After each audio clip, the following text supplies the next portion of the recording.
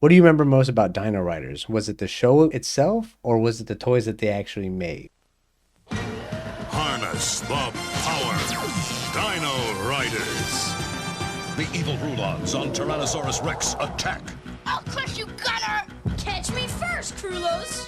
The Dino Riders on their Taurosaurus trick the evil Rulons into following them. Hiding, Gunner! Over here, Frog Breath! Hidden rockets shoot the brain box fall. He's free! He's free! Taurosaurus and Tyrannosaurus Rex with figures, battle gear, and motorized walking action. Each sold separately. Dino Riders.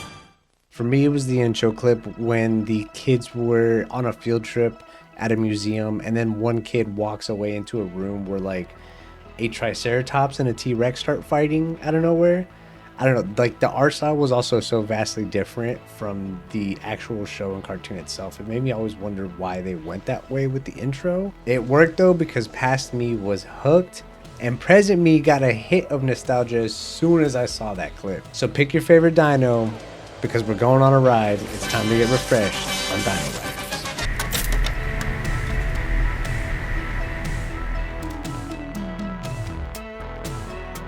Dino-Riders was released in the US back in 1988. The show had one main purpose: sell toys, sell toys, sell toys. But no, seriously, it was basically made so that way they could promote their new Tyco toy line. This was the era of action figures, and Tyco had an idea on how to capitalize. Enter Dino-Riders. The show aired during Marvel Action Universe, which was a television block made by Marvel Productions at the time.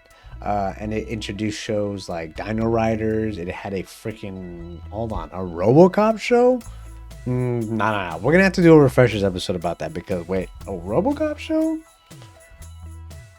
This looks interesting. The Marvel Action Universe block was also infamous for introducing an X-Men TV show.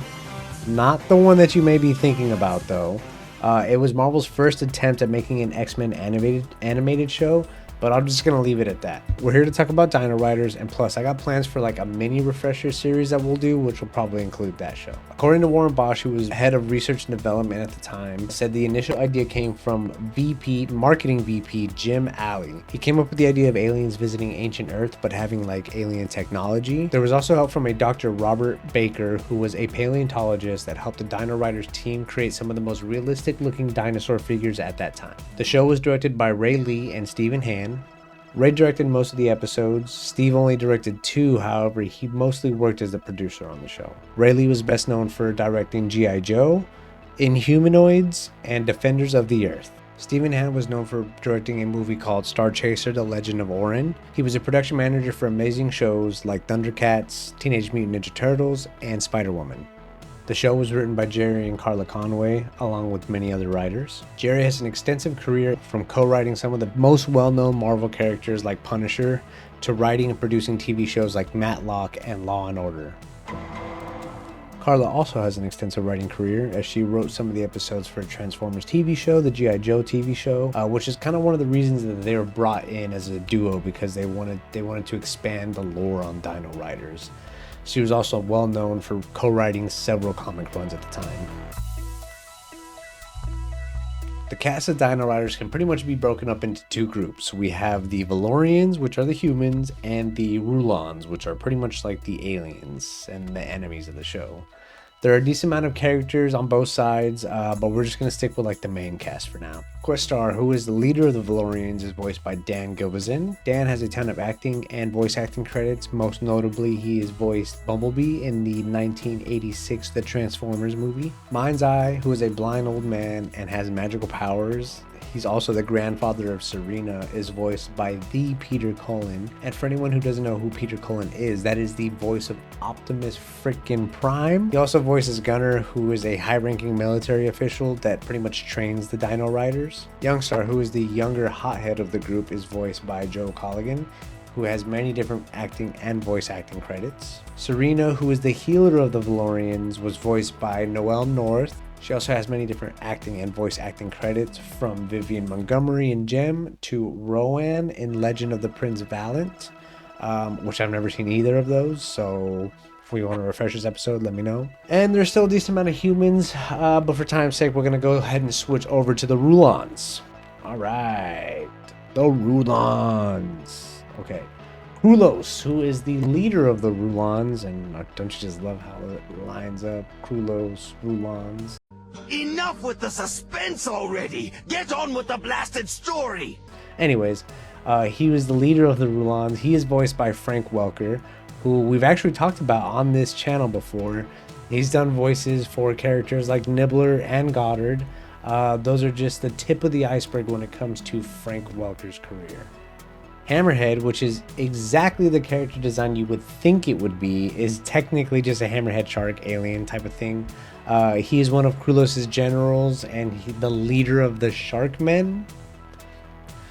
He's voiced by Charlie Adler, who some of you may know as Starscream from the Transformers movies, and my personal favorite, IR Baboon from I Am Weasel. Okay, so this is the extra section. This is just cool stuff that I found while doing research on the show that I thought maybe, I just wanted to share with y'all just in case you guys wanted to check it out as well. Dino-Riders came out in 1988. So with that being said, it hasn't really been picked up by any streaming services, and I don't know if that's because of the ownership rights, because technically Mattel owns it now. I don't know how all that works. The only place that I could really find it was on YouTube, of course, but I also found it on this Internet Archive website. The Internet Archive link is going to be in the description down below, so feel free to go there. When doing research on this show, I found an amazing website, and I gotta say, amazing is probably an understatement because this website is fantastic. The amount of information, the work that they put, it's a fan website too at that, so it's called Dino-Ridersworld.com. I'm going to go ahead and link to it down below. If you're a fan of Dino Riders and you haven't checked this website out, you need to. I mean, I'm talking about like they give you pictures from merch from when it first released back in the day to see what it looked like. They have early concept art, pictures of store displays, prices of stuff when that first came out. Like, I don't know. They're dedicated, and I just thought it was awesome. I really wanted to shout them out and like drive more traffic to that website because I just think it's so cool. Like the nostalgia hit me when I went and looked. I mean, they had like the toys that like showed the toy pictures, and I was just like, oh, this is so cool. I remember all of this stuff. So yeah, definitely go check it out if you have a chance and you like the Dino Rider series. Even if you're a new fan, they have tons of knowledge there for you to just go and check out and explore. The one thing I loved as a kid with this TV show was the toys that came out alongside it. Like, I mean, you had dinosaurs with weapons on them, and as a kid it was kind of like, what the heck? Like, that was the coolest thing, you know what I mean? Like, wait, I love dinosaurs, but now these dinosaurs have people who ride them and they shoot like lasers, and like, I don't know, it was such a cool concept when I was a kid. Obviously, it is now. So, and the T-Rex just goes so hard. Like, it's so awesome. Just look at some of these pictures. Just look at some of these. Like, they just go so hard. They're awesome. I had nothing but good things to say about this TV show, especially as a dinosaur nerd. Back in 2015, there were talks about a Dino Riders film. With the success of the Barbie film, there now might be a higher chance of a Dino Riders film than ever before. So I think Mattel should go for it. This would give them a chance to do something outlandish, and I would love to see what they come up with. Let's get my boy Ryan Gosling in there as Questar. Like, come on, that role is perfect for it. This is just a really cool and interesting fact that I wanted to share. The Rex dinosaur toy in Toy Story was based on the Dino Riders T-Rex toy. In the movie, it even says, I'm in the movie, and this quotation, don't copyright claim me. I'm just kidding. In the movie, he actually says, and I'm from Mattel. Well, not actually from Mattel. I'm actually like a smaller company that was purchased in a leveraged buyout, which is pretty much reference to Mattel buying Tyco out. Dino Riders has a 3-issue comic book series that was published by none other than Marvel Comics.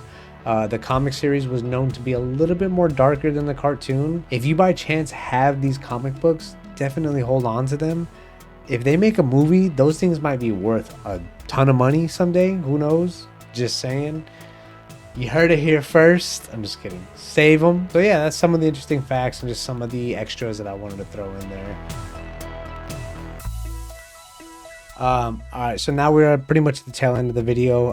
Welcome to the aftertaste. This is just kind of my thoughts about the show after I recapped it, watched it, kind of give you my thoughts and, you know, That's pretty much all it is. It's the aftertaste of the refresher. What else do you want from me? I'm just kidding. My brother was honestly the one who reminded me about this TV show, and when he talked about it, I was like, I vaguely remember it. And then like it hit, like I'm telling you, as soon as I saw that first clip of them in the museum, boom, just nostalgia flooded it into my brain. The Toyland that surrounded the series, along with the release of Jurassic Park in 1993, the Turok games that I played on the N64, just kind of all of it just kind of solidified my love for dinosaurs, especially the T-Rex, which was always my favorite. And I think Dino-Riders gave me hope that one day I too could ride a T-Rex. The show is a little hard to watch nowadays because it's not really on any streaming services, so you kind of have to go out of your way. But I think it's worth it just to get that little refresher on this. I mean, it's Dino-Riders, man. It's people riding dinosaurs and shooting things. What can I say? I love it. Honestly, if you guys have any of the merch, I would love to know. Let me know in the comments down below. Do you guys have any of the comic books? Do you have any of the merch? I saw backpacks. I saw all the... I swear I had some of the action figures. I don't know what I did with them. I don't know where they went. I don't know who sold them, who bought them, what. But if you guys have merch, if you guys have any of that stuff, I would love to hear about it in the comments down below. So just let me know. So we do have a teaser for the next episode. I'm not gonna say too much. So Gino, if you want to, future Gino, if you want to put a little bit of a teaser in there.